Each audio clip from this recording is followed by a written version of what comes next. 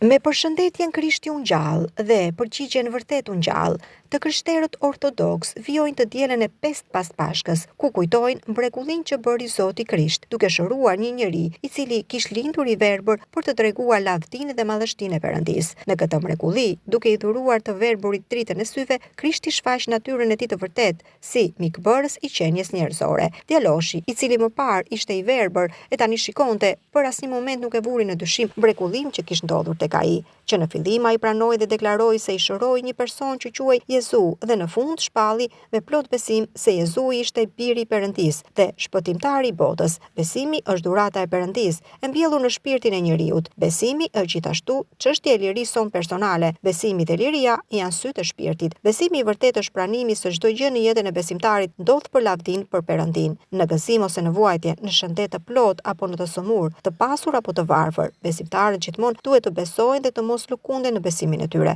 Besimtarët e vërtet pranojnë se Perëndia u jep këto sprova për shenjtërimin e tyre dhe për shpëtimin e shpirtit të tyre. Krishti u ngjall, vërtet u ngjall.